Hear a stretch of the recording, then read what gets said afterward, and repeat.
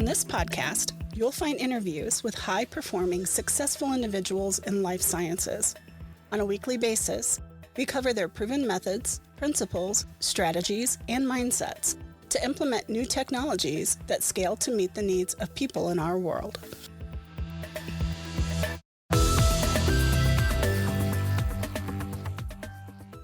Welcome to the Life Science Success Podcast. For those of you who don't know me, my name is Don, and I lead a company called D3 Digital Media, and we focus on organizations in the life science space that need websites, SEO, social media, and also we could cover live events or lead webinars for your organization. So if you're in a company that is currently growing and looking to establish a better digital media presence, please reach out to me and let me know. So this week on the Life Science Success Podcast, my guest is Surekha Karudapuram. She's the VP of Commercial Operations at Isolation Bio, and Surekha is an innovative, technically savvy, and accomplished product and marketing executive with 15 years of experience. So with that, welcome. Thank you. Excited to be on your podcast, Don. Yeah, thanks a lot for being here. I really appreciate it. And so would you mind telling the listeners just a little bit about yourself? Yeah, sure. So I, trained as a scientist in academia, and then I transitioned to industry after doing a stint, as a postdoctoral researcher. And as I look back on my industry career, I feel like it's been really rewarding and very rich as well in terms of my experience because I got to do many different things. And I always describe it as, I've been involved in many different elements from upstream to the downstream part of going from an idea to product to commercial launch. And I think another thing that I really I'm thankful for as being part of in industries that I got to have gotten to meet some amazing people. This is customers, leaders, colleagues, and my own team members as well. So I'll just dig in a little bit more into some specific areas about myself. One being that up to this day, I started my career actually as a product manager, and that is an area that I just love, both the high level as well as the nuts and bolts product management. So I've led teams that have launched solutions in genomics, and more recently I was in microbiome space, and this is instruments, software, and consumables. And as a product management team, you do the nuts and bolts is really about writing business plans, requirements, go to market plans, and then the actual marketing launch plan as well. I've also been involved in some strategic planning projects at Agilent and at Varian. Find also this can be a lot of fun and rewarding because you're kind of painting that long-term picture for the company, and you go in with a roadmap for the next, it could be 3 years. Some companies want to do it for 5 years. And the other thing I just want to highlight, I've been in genomic space for a long time, but I did kind of take a little bit of a detour when I worked at a medical device company for a few years. And that was also just so enriching. I was doing a lot of marketing, and Varian is the market leader for radiation therapy treatment and for oncology and in oncology and cancer. But I learned a lot in how do you market in the healthcare space, which is different from life science tools. There are some differences there. Was And that with Life Therapies whenever you were there? Was that the... This was Varian Medical Oh, sure. Devices. Yeah. Yeah. Okay. They've been around, actually, I think they've been around for almost 60 years now. Started by two brothers out of Stanford, and they really a very innovative company for radiation therapy. Actually. And then I did a stint at a next generation sequencing company, doing product management and marketing. And then most recently, I'm heading up commercial operations for Isolation Bio, which is a microbiome platform company.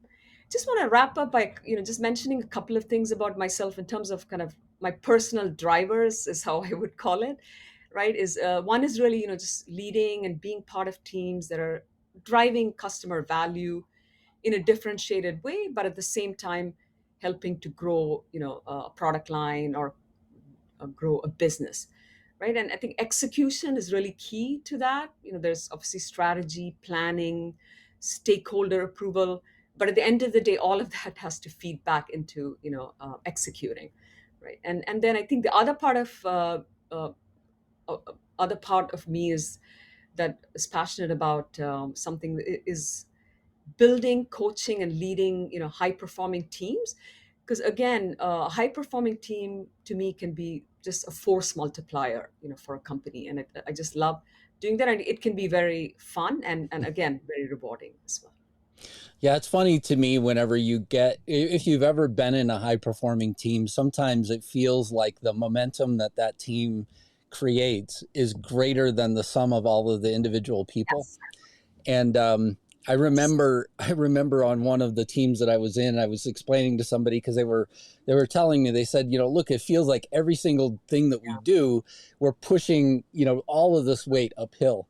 And I said, but Yeah. here's the thing. I said, the minute that the team understands exactly what it is that we're trying to do and they get behind it and they're helping us now, support all of this momentum that we're trying to build, you're not going to be able to stop it. So you're going to Yes. be on the other side coming to my That's office right. going, I want to slow down. And they can't slow down because they're all moving too fast. And to me, that's the great thing about high performing teams.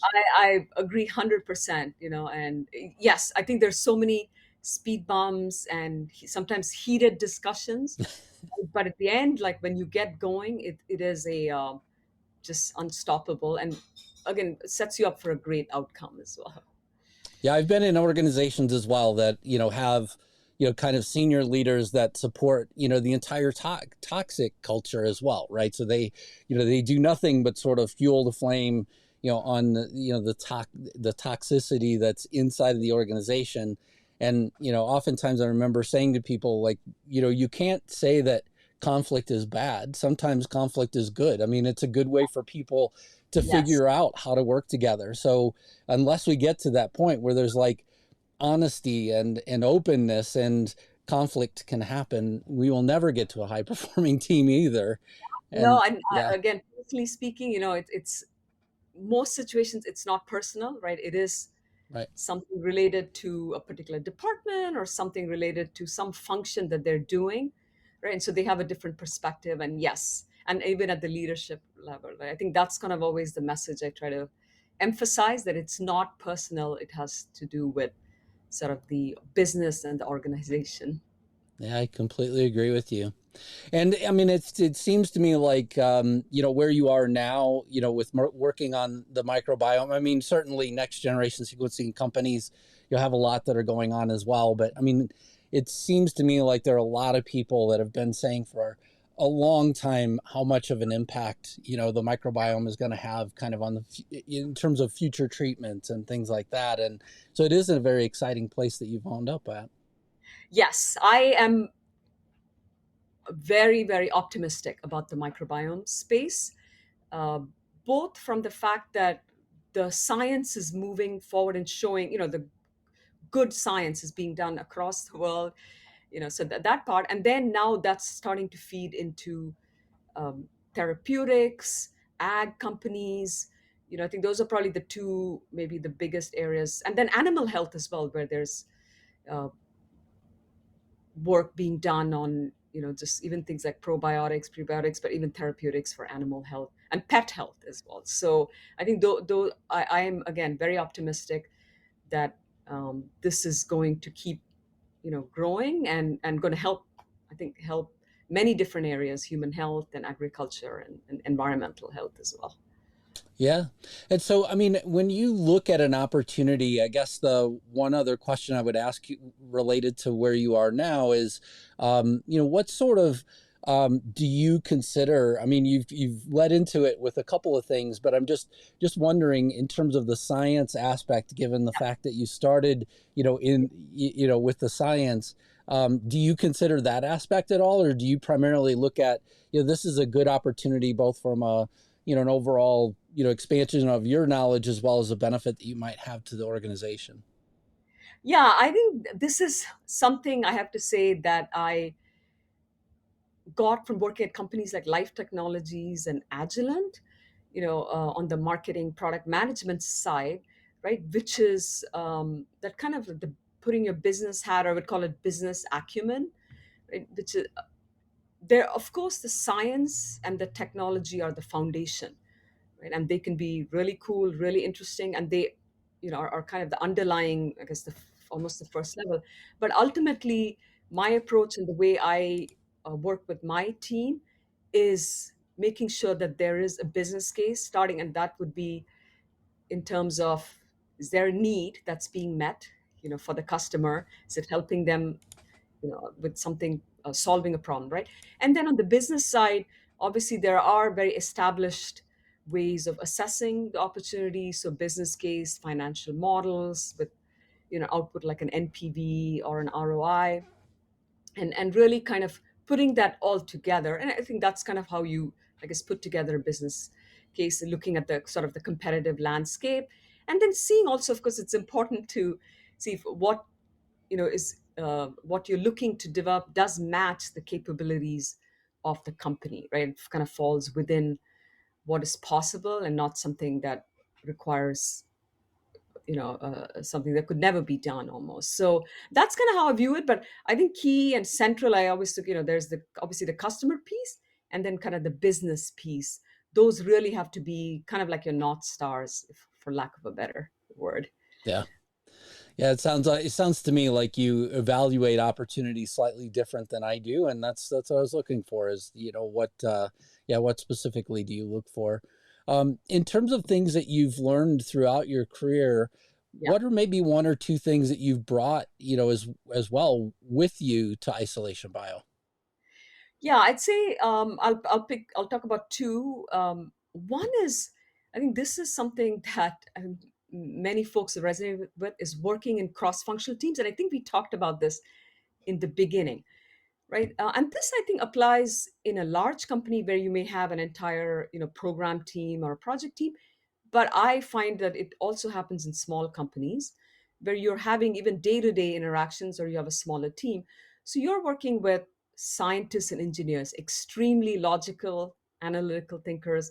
You have folks from manufacturing, quality, operations, right? And as especially on the product management side, how do you, kind of interact with these teams so that you're ultimately, enabling, the business to meet its objectives, right? Because I think these, oftentimes everybody comes in, of course, with the right, kind of right thinking that they want to help the company achieve its goals and fulfill its mission. But at the same time, people also have different perspectives and are representing their departments or their teams, and saying, okay, this, I want to make sure this aligns with, what I'm doing on a day-to-day basis, and kind of the plans for my department, right? So in terms of how I would, so that's a challenge I think that exists, in every, I feel like every company, irrespective of the size of the company. And the way I've kind of approached it, and the way I, again, work with my team, is look at it as a partnership and a collaboration. And I know these are kind of big words, and it could be as simple as, just listen before you respond. Because sometimes, again, I think product requirements is an area where I've had so many projects where things get very heated, right, between, especially with, technical folks, right, or even, manufacturing folks, right? And then I think the other part of it is also, when you want to get alignment and get, people on board, is sometimes you may need to do a lot more homework, kind of understand your audience, put together, let's say you're presenting the business case, but you got to tailor it for, who you're presenting it to. For example, for somebody in manufacturing versus your engineer. And then also, and then always have data. So this data can be customer, voice of customer. So this could be, testimonials, or something that, you've heard, right, through a customer. And then, of course, there's quantitative data like financial models that, again, supported by data, right? So I think you could use a combination of information, communication styles, depending on who you're working with, to get alignment. Sometimes it's not easy. I always tell my team it can be difficult, and in some cases I've joined meetings where we've had very, very heated discussions, but at the end, actually, we ended up, actually, related to what you said with the conflict, it was healthy, Mm-hmm. wasn't personal, and we, at the end, we got to a great outcome, and also the relationships became very strong, and then began to trust each other as well, right? It's hard work, but it's worth it, I have to say. And I think the other kind of lesson learned, and when I think about lessons learned or challenges that I've overcome, it is an organic thing. There isn't a recipe. You're like, okay, I worked at Life Tech, I did this, Right. and so I can apply that. It's sort of as I come across, maybe a challenging decision or a tough situation, then I try to look back and say, okay, were there things that work or were there things that didn't work, right? And particularly isolation bio, we're small, so we have to make decisions that may not, you may not have all the data to make those decisions either. So in those cases, I think you have to sort of, make those decisions. Also, maybe say, okay, these are the assumptions I made. There are some risks here, but you cannot let it, paralyze you, right? You got to keep moving forward. And it's some things like when I was at, been at companies, there's this idea of the voice of customer and Sure. market research. Hmm. Sometimes when people hear market research, they oh my goodness, you could have, do you need to get a consultant? Do you need this huge, huge undertaking? I am a believer that you can do market research on a lean budget, right? And you have to, between Zoom and all the, video platforms, it is possible to do market research and get customer voice of customer in a way that doesn't require a huge investment. There are creative ways of doing that. And I think the other part of it I've also done is I've brought in my technical folks to join the interviews with customers so they can hear directly. Sometimes they don't want to keep hearing from the product management team or marketing team. So I will invite them if it's appropriate, say, hey, okay, just listen to what the customer is saying, and that helps. And then we can go ahead and make, a decision. Yeah, during COVID, I think I did 3 different customer journey maps. They were hard. It was Yeah. hard work to, sort of, capture the points, where customers come in and where they go out of, the different cycles and where they sort of, pick back up. Because oftentimes our companies are not just one experience that they have. Customers normally live through this total life cycle to get a product. And so, yeah, I mean, it's quite interesting to try and do it all remotely, but at the same time, during COVID, I've done a few of them, and then done even more in person, sort of sessions with voice of customer as well Yeah. to try and I capture mean, it too. obviously doing in person is, especially if you can observe them and really like kind of embed yourself. I think that's obviously the best scenario. But at the same thing, COVID time, when I was at the next generation sequencing platform, we have to do it via Zoom. I've also used, obviously you have a lot more experience on this, but we've used the Zoom kind of meeting rooms to do focus Sure. groups during. This was during the midst of COVID, and it I think it worked out pretty well. But they were even talking to each other, so that was nice. Yeah, really good. Yeah, I mean, to me, it's very valuable overall as a company to get to sort of observe, how they interact even with each other, and sort of Yeah, what comes up in the conversation as well, yeah, is absolutely critical. So in terms of key things that I guess I would also take away from some of what you said is that this idea of you know having the team not be siloed, right? What I yeah, keep hearing you say is when you're talking about meetings and sort of where the conflicts might happen, it's across departments, which is yes, no matter yep, what size organization you are, you're typically dealing with those sort of things and struggles and conflicts that can come up because oftentimes you're dealing with something, especially where it's maybe R&D's baby originally, and then all of a sudden you're getting involved in trying to figure out, okay, so how do I piece all this together to take it yeah. out to the market as well? Yes, I like that. It definitely there is, a kind of sense of pride and ownership, which it should Sure. be, right? That it might have came out of R&D, but then now you're saying no, actually shouldn't be blue. It should be yellow. And it's like, no, no, no. We always thought blue is the way to go. So that it takes some. I've joked with the teams I've managed, like it's almost like you're on a little bit of a diplomatic mission, right? Where you have to kind of use a combination of, again, collaboration, partnership, but then at the same time, you also have to make sure you're standing up for what you think is the right, product or solution that's going to lead to success.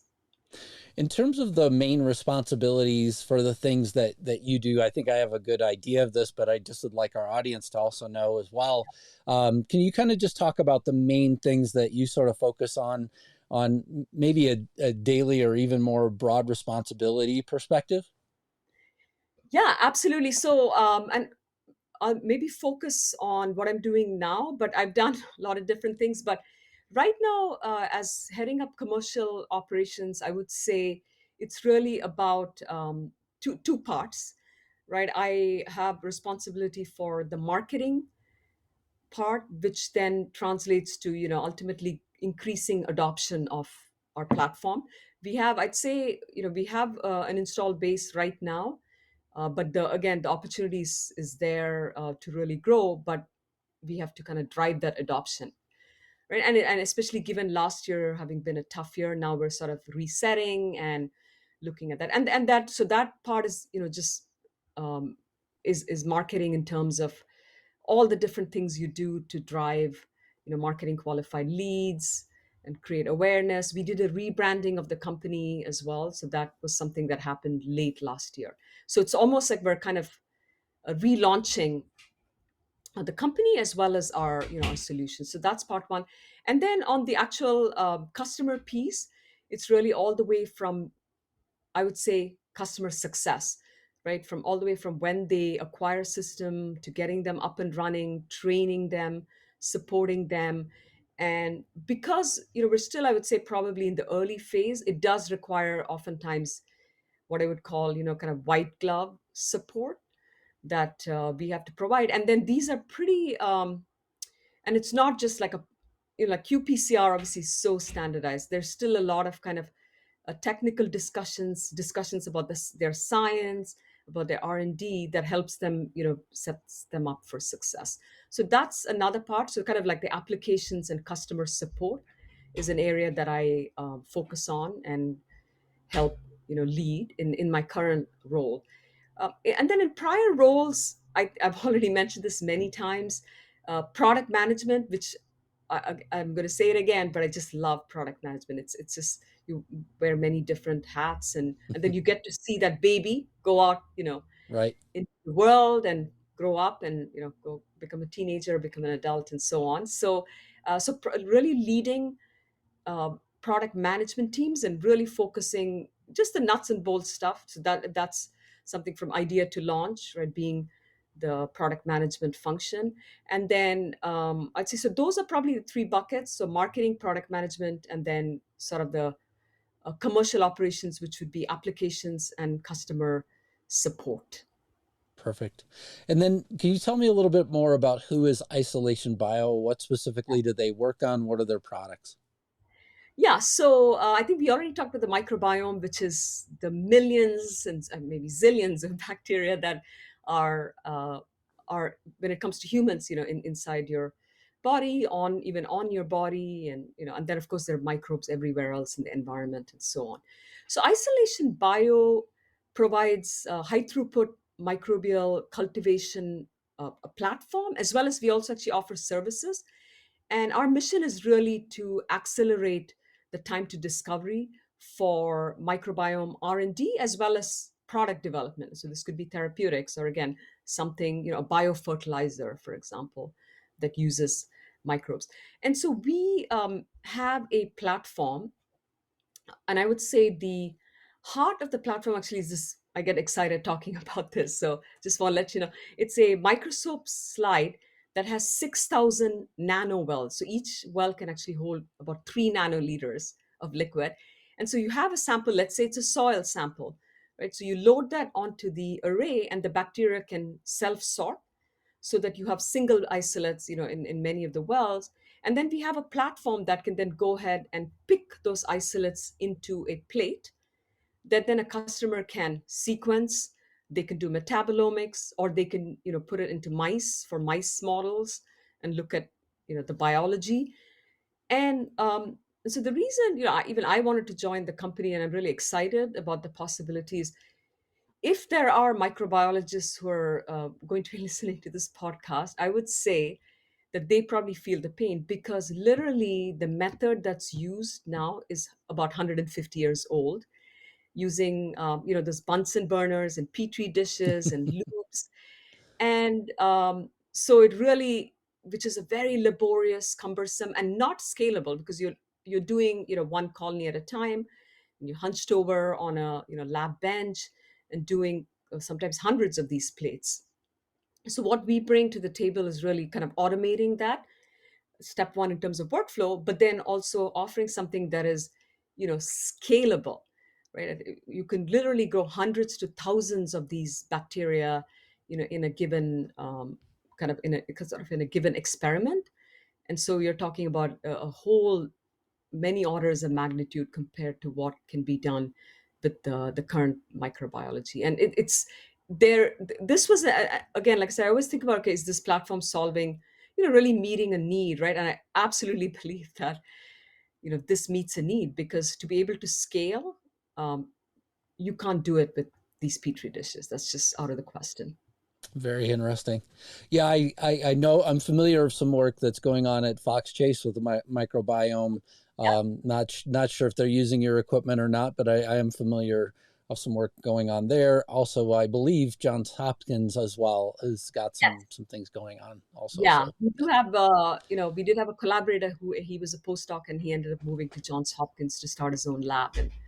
And yeah, it was a great, we had a great project that we did with him, related to actually serotonin, which ultimately, ties to mental health, right? So that was pretty exciting. yeah.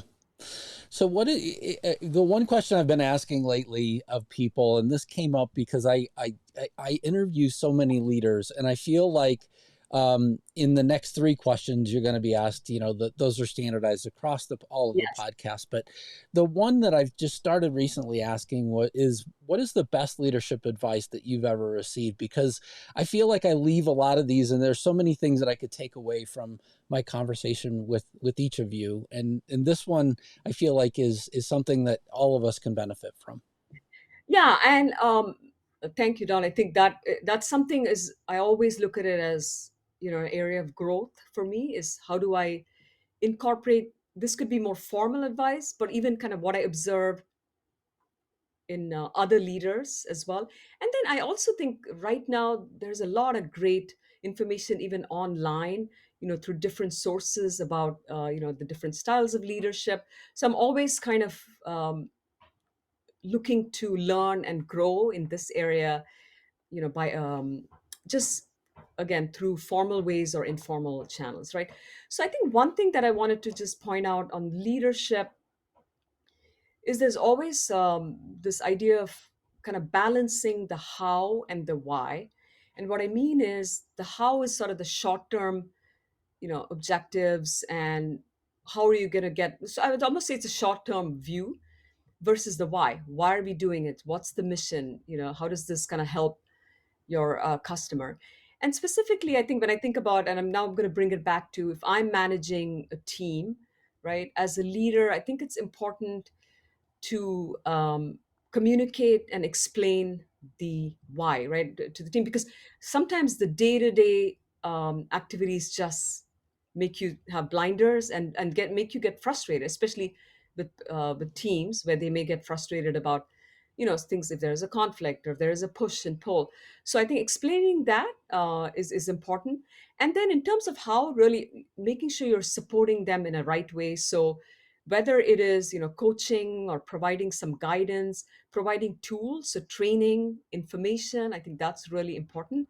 And then where appropriate, just giving them a little, I guess, maybe motivating and inspiring teams as well is important. That could be you, or that could even be, hey, let's go and speak to another departmental leader. That is another approach, where they get to listen to another perspective as well. I think feedback is very important.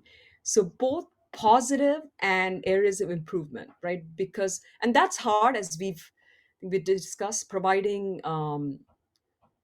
I don't want to use the word negative. I think it's more like, how can you improve? Even because people will tend to take it personally, but do it in a way that's constructive, but it is something that has to be done in, in many situations. And so I think, but at the end of the day, it is going to benefit that person, and personally it has benefited me as well. And then to me as a leader, you have all of these parts, but it is important to get out of your team's way, let them do their job, enable them, trust them. But of course, you want them to know that you're there, and you believe in them, and that, but you'll be there if they need your help, if they need you to step in a situation, you do it. So I'd probably, that's kind of, I know it's kind of a broad answer, but that's how I view, especially leading teams. Yeah, I think it's really important to just, yeah, I mean, to just, sort of provide feedback with the idea that you're caring for people. I certainly have had in my career, I've had people both that, I feel like have taken my hand and said, hey, let's go figure this out together.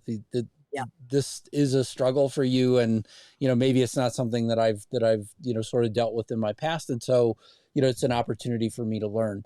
On the other side, I've certainly had people, that seem to enjoy tearing people down as well. Kind of the Yeah. other side of Yes. feedback, and to me, it's if it leads to future growth, okay, fine. But if it's something where it's entirely just giving kind of that negative side, it's hard overall as an individual to just continually take that. It's something that yeah, I mean, we certainly need both sides to be able to grow, to know what we do well, but also, if we're struggling with the feedback, then getting that added boost of, okay, so how do I solve this, Yeah. and help envision as well.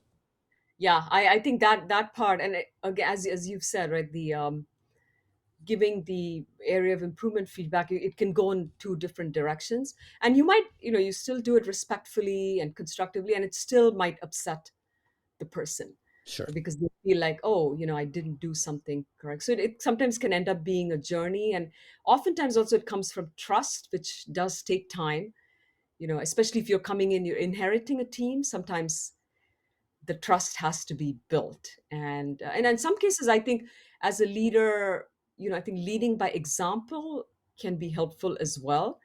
Again, you don't want to be too involved, you don't want to be, micromanaging, so to speak, but there have been times where I will kind of step in and, show, okay, this is an approach we can take, and hopefully that is also another way for the team to, okay, say, all right, this is kind of a good path forward, and I can improve myself this way.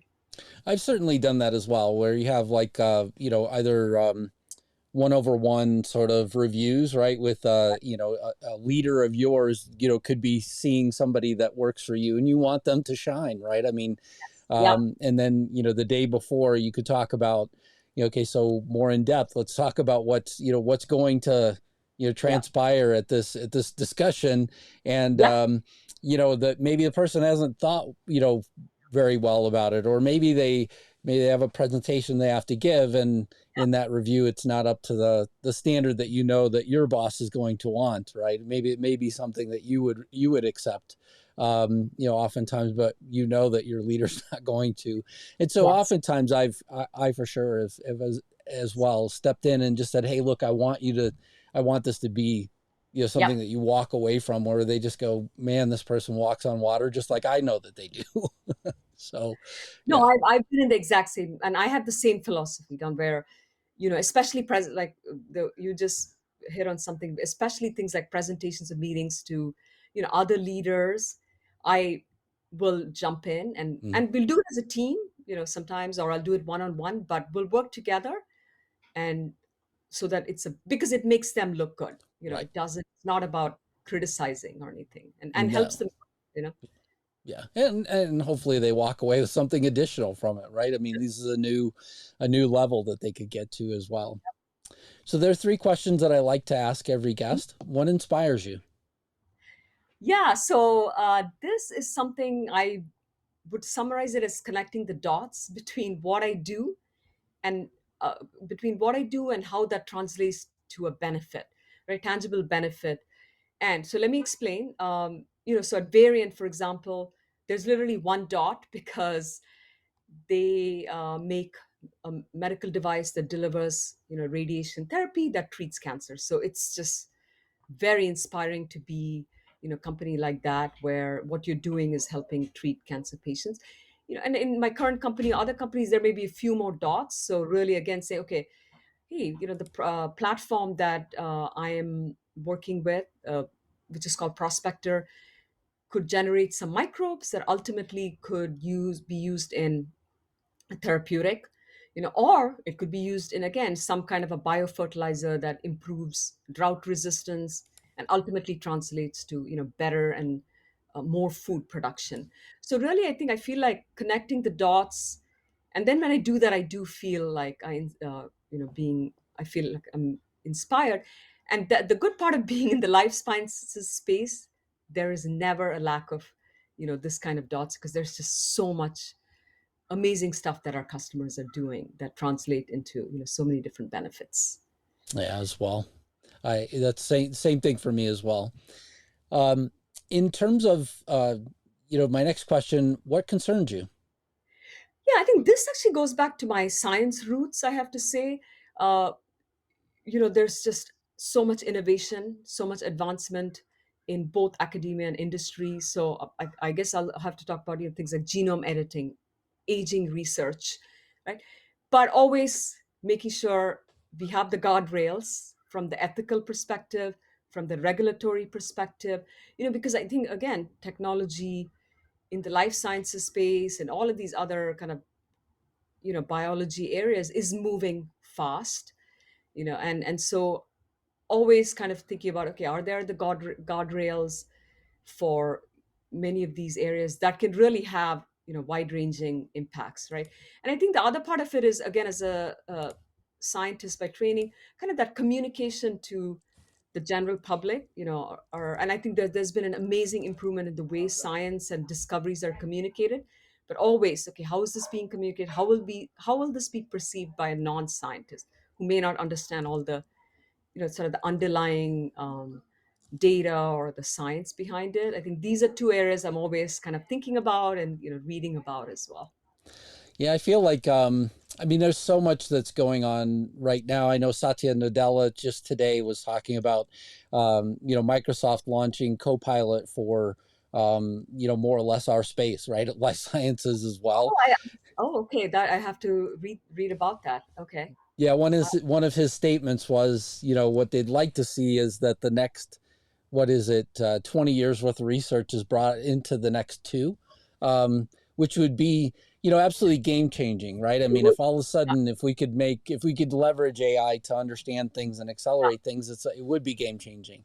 Your concern, though, is well founded, I think, in that are we giving up anything to accelerate that timeline Yeah. that we would have learned in the process of the timeline that we currently have. I mean, Right. it sounds to me like they're applying some absolutely brilliant minds to quantum computing and trying to help as well. But I was very encouraged to kind of see the press release today and hope have my fingers crossed about the future of what this could bring as Yes. well. Yeah. And last question, what excites you? Yeah. I think I'm gonna. You probably have heard the word microbiome so many times already, but I am gonna bring it back to the microbiome space right now, because that's kind of what I'm thinking about, and I do on a day-to-day basis. I What is exciting to me about the microbiome space, I feel like we're in kind of the beginning of the journey right now. I think there's been a lot of science and research, but in terms of translation into tangible benefits, I feel like the next 10, 15 years are going to be really exciting. And there's just, again, so much data and so much information about the role of the microbiome in, I think there've been studies on responders and non-responders when it comes to immunotherapy for cancer treatments. I think mental health, the gut brain axis, is a pretty hot topic, and the role of the microbiome. And I think we are at a point where it's not just association, but there's evidence of like actual causation with these microbes and what they're doing. And this idea of you have your genome, you have your environment, and I think the microbiome is sort of like that, the third piece of how there's this balance between human health and like the disease states. And even in ag and coral, like marine, there's microbes that are associated with the health of coral reefs, and for sure, again, the soil, crop productivity, animal health. So I think what really excites me, again, going back to sort of just putting, wrapping it up and putting a bow on it, is I do believe that over the next many years, microbiome scientists in both academia and industry are going to be making, some exciting discoveries that are going to translate into, some great benefits for humanity. So that really excites me. I completely agree with you. I look forward to those times of understanding even more. There's a lot of personalized testing, even that I've done Yeah. on myself to try and understand, Yeah. my own body a little bit more, given the limitations that we currently have. And I look forward to, just seeing, us control a lot more of our lives as well, just by understanding a lot more. So I completely agree with that. That's great to hear. Yeah, thanks so much for sharing, Sharika, and thank you so much for being on the Life Science Podcast. I greatly appreciate you being here and sharing with us everything about Isolation Bio. Thank you so much, Don. I really enjoyed the conversation. And again, thank you for the opportunity. Thank you for listening to Life Science Success. For complete details about this podcast, including show notes, how to get in touch with guests, and more episodes, please visit www.lifesciencesuccess.com. If there's someone you'd like for us to invite to the show as a guest, please let me know by sending me a message at the podcast website. Please click subscribe on your favorite podcast app, share the podcast, or tell a friend about it. And last but not least, rate the podcast. Thank you again.